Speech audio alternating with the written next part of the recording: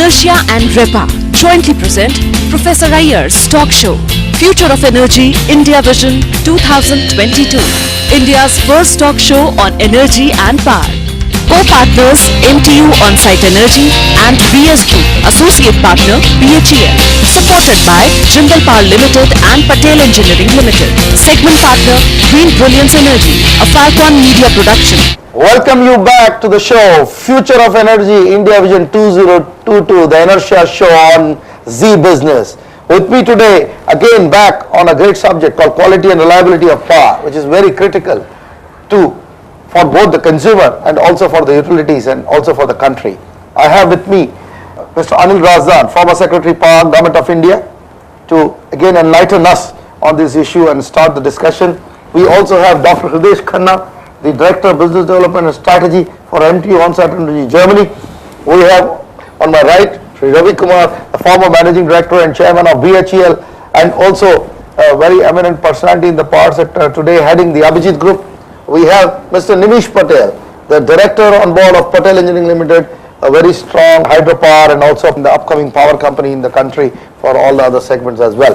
We have on my extreme left Mr. R.K. Srivastava, Director of Kirloskar Brothers Limited, and on my right extreme is none other than Hetal Mehta, the Joint President of Renewable Energy Promotion Association. To begin the day, let us start, quality and reliability in all aspects of life, very critical, also in manufacturing, same for power, So what are the aspects, fundamental for our viewer? ये quality जो है, ये quality शब्द को कैसे define किया जा सकता है? In terms of the electricity as a commodity, इसमें quality के क्या तत्व हैं, sir? What are the quality elements in this for us? How does the consumer know he is receiving quality power?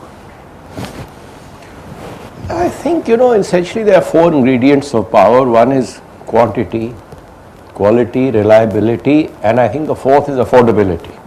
That's right. So I think unless you view all four together, you will not be able to arrive at a true balance. Quality and reliability come into play after you have the quantity and you have affordability. Absolutely. Both for the purchaser, that is the consumer, and the distribution company, the same.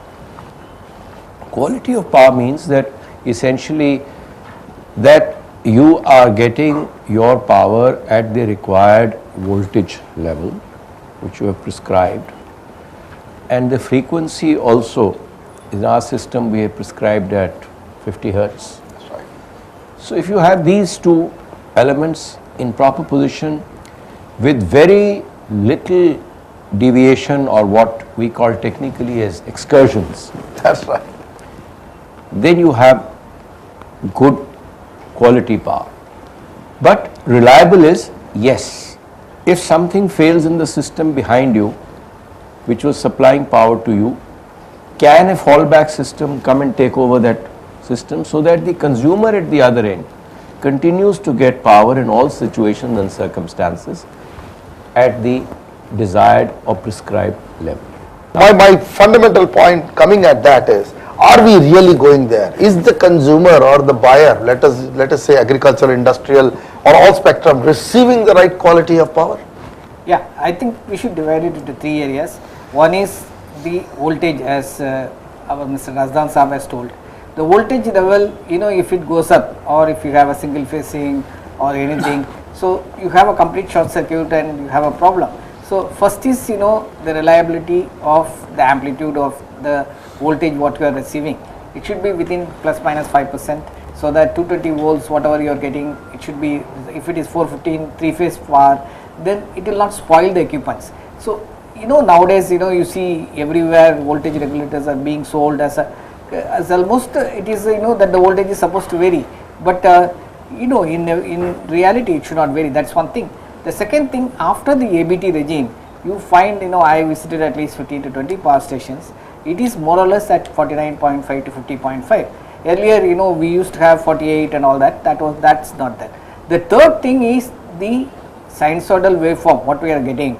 So that is also very important. We must have less harmonics in the system. So if you have, as see in most of the things, if it is heating, then your I square T comes, so it is not really important whether harmonics heat the metal or the sinusoidal waveform heats, but there are certain applications where the sinusoidal waveform is also important. So these, there should not be any harmonics, and it is harmonics are injurious both to the generator as well as to the receiver.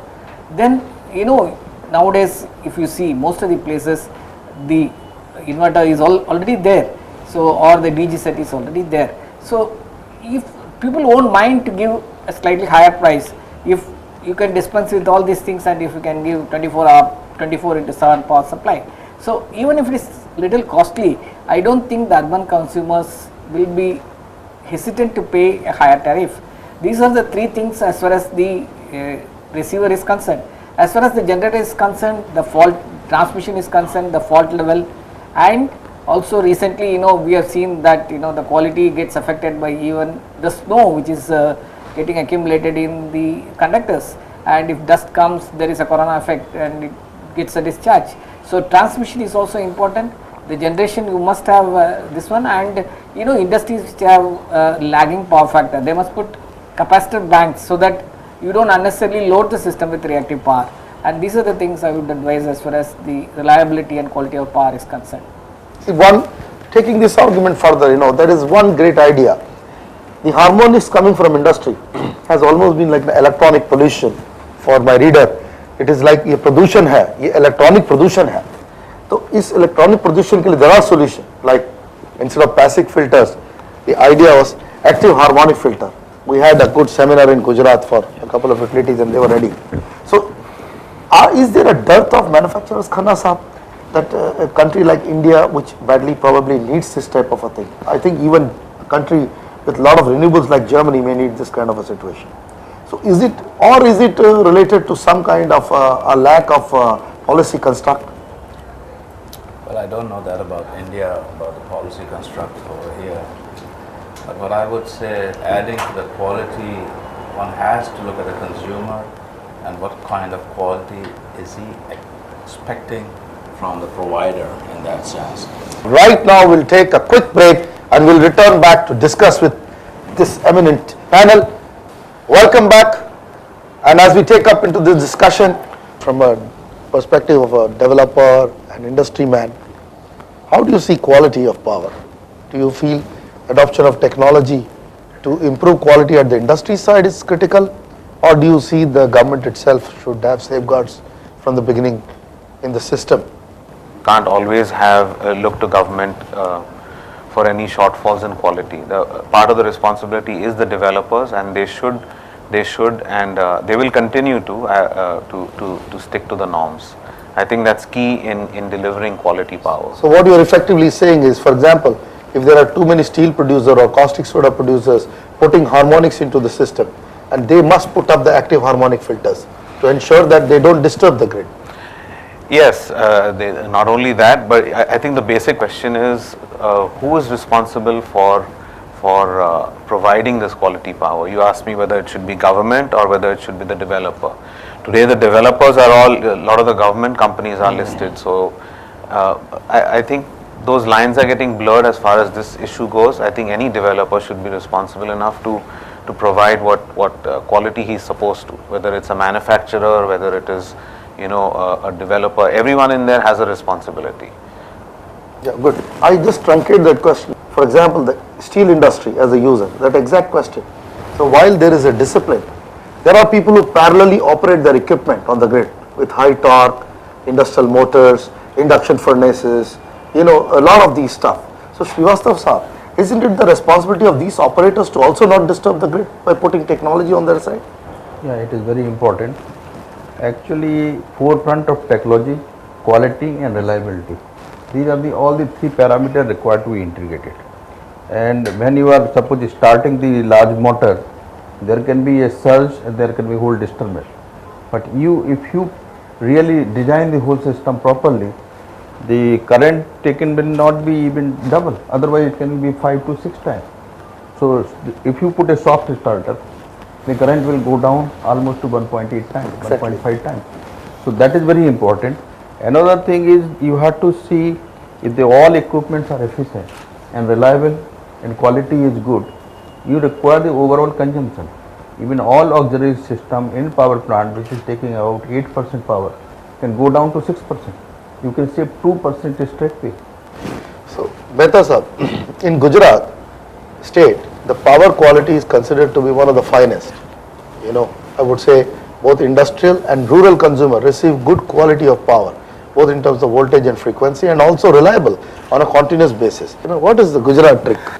It's the involvement of the people, cooperation of the people, and producer, supplier and utility all together are working. What ultimately again end user required? Continuous uninterrupted quality power, where everybody has to involve themselves in this kind of situation. That is the base of it. The idea of the urban and rural divide.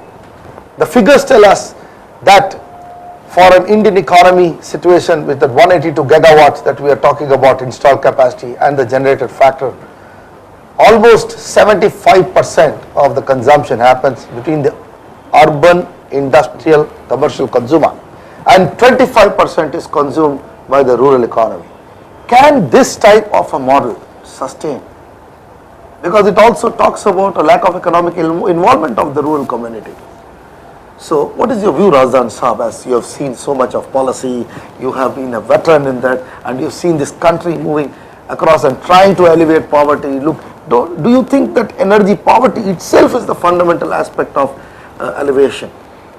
You see, I would say at no stage will there be equalization of the consumption levels, because wherever you see there is heavy industry, or there is say people living in multi-storied buildings, you will have higher per capita consumption of power. Well, till very recently, large number of our villages did not even have lighting. We've taken the first step that we've taken lighting across there. But these loads are not even enough yet to be able to provide them with a livelihood. This requires massive investments, not only in creating that little rural infrastructure there, but also in the substations which are ultimately going to provide power to those villages. And this is where the health of the transcos, the state transcos, the state distribution companies, this is extremely important. And I think the regulators have to be very active now. They've had a phase of introspection, and I think they have to get very tough on reliability as well as on this quality of power. I would say that this of course requires investment. You've got to see whether he's taken enough fallback provisions to be able to supply sources of power from more than one source that he's contracted for. It should not happen that if a particular power supply station goes off, then he's without power. He must do some standby arrangements also, which in our terminology we call spinning reserves or something in terms of the whole generation. But then you've got to improve the supply systems. At the moment, you're very right, we have two Indias. One is the rural India, one is the urban India. Not talking, maybe the other extreme of course are the metropolitan cities. There were feeders and probably still feeders in the country who were 125 kilometers long. You see, as and when power connections were being given in a very haphazard fashion, you just started connecting wires across. So with the result that the person at the tail end of the system gets a very poor quality of power. Absolutely right. Now, we've got to improve this, the feeders have to be rationalized, but all this means money. And it will reflect in higher tariffs. That's right. So there is going to be no compromise. If you want quality and reliable power, you will have to be, consumer will have to be prepared to pay for more. The consumer must pay. That's what Razdan Saab says. On this note, we will take a short break. We come back to this very exciting discussion. Back with you, Maya. We are back on the channel. Let's look at the other aspect. While the consumer must pay, today we are seeing that 60% of our rural electrification in reality is not happened because he barely receives electricity, although grid reaches there. So Ravi Kumar Saab, where are we going? We are still disconnecting a lot of our consumers, promising them and never delivering them. No, actually some other states have started the two feeders, that is one is an agriculture feeder, another is the lighting feeder. This is a good step in the direction that the agriculture gets during the night. See, pumping can be in the night actually, pumping water can be in the night. So certain kind of when power is available, the water is pumped and then the fields are getting irrigated. So this is a good step in the direction. The second thing, see, if you are going to fix only 50 paisa for per unit or free electricity, see, when you are having electricity, when you are buying at 4 rupees, and if you don't have money to pay to the various generators, the distribution companies definitely they would like to give more power to those who pay more. So it is our assumption that rural people cannot pay. I don't think that is true today. A very low tariff if you give, definitely the distribution companies will not be, they have a power cut for 3 days, 2 days. So it's more on the finances of the distribution companies that is coming in way. I will take one point here, to go to Srivastav substrate. We talked about pump sets here, and we know that metering of pump sets has been a major grey area for this country. We have completely unmetered pump sets. I think manufacturers, some of them, not the big ones, Kirloskar is a great manufacturer, others who is following north, but there are people who are unscrupulously putting lower nameplate rating on a pump, and then all this goes, commercial losses build in the rural economy. What is your view, sir? How can we stop this? This is a very important and vital point. It can help in great way, because 30% of power consumption goes for irrigation, and that is free. That's why the quality, reliability and efficiency does not matter there. The average efficiency on the pump is today 15-20%. For agricultural pump, we should have been 80%. Right. That can save almost 10% power, and there will be no load shedding if that happens. Great. International standards are there, HIS is there, now Indian standard is there, BE has come with 5-star, where you can really, it has been told life cycle cost. The cost of the pump is only 6%. 94% cost is really for energy and maintenance, O&M.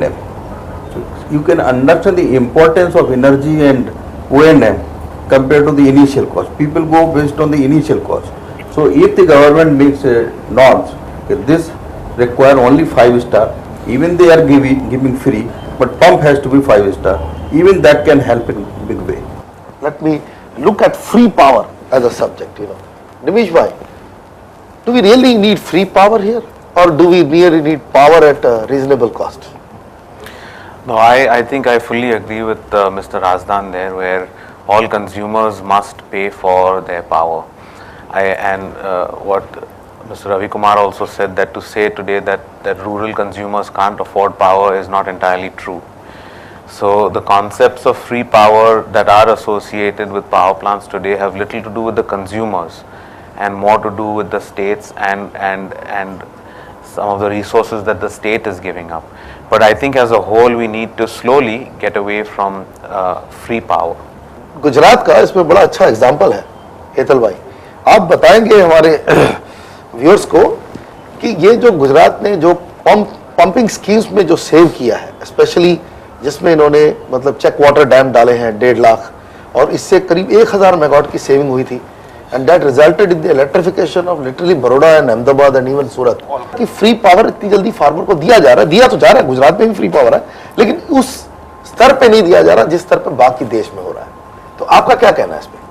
Even farmers are ready to pay if they are getting continuous uninterrupted power. That is the base. Basically the whole cycle is depend on availability and quality power. The amount of subsidies we are giving, we can think on that way also. Why can't we build all the agriculture pump with solar in future? Whatever amount you are putting in the subsidies, put in the solar. That model, all we are working on it. But free power cannot be affordable in this country now. I must come back to Khanna Sahab on this. Here we have a challenge in this country, unlike in Europe where electricity is paid for. Do you think that ideas like solar pump sets, driving our agricultural pump sets with solar, or other kind of technology issues, and then also ensuring that the mix, that is the renewable mix into the grid and the other stabler power which we call, by making it balance, we can achieve a real quality and reliability factor in the system? What you are really talking is now availability actually, you see. So when we are looking at availability, that if you look into the value chain today, that means improving your maintenance systems, improving your services, and improving the product quality itself actually. These are three basic elements to that. We have to see the holistic environmental impact on the ecological systems which we have on all together. Right. And water, air and electricity, power will go hand in hand together. And nobody has realized this actually, that context, you see. So for water you need energy, but to create energy you also need water in that sense, you see. So here is to find an optimized balance in everything as in life itself, and I think that is something, you know, which one really needs to look at before we go and talk about just technology. Technologies are available there, but the question is, how do I use these technologies, you see? On that note, on the last note, that we need to combine our thinking on making electricity, water and power, a combined thinking and a strategic module. We close this session to reach and wait my dear viewers for the next one on hydropower. As we come right on this channel, thank you for now. Thank you all the panelists here. Inertia and REPA jointly present Professor Iyer's talk show, Future of Energy, India Vision 2022. India's first talk show on energy and power. Co-partners MTU On-Site Energy and BS Group, Associate Partner BHEL. Supported by Jindal Power Limited and Patel Engineering Limited. Segment Partner Green Brilliance Energy, a Falcon Media production.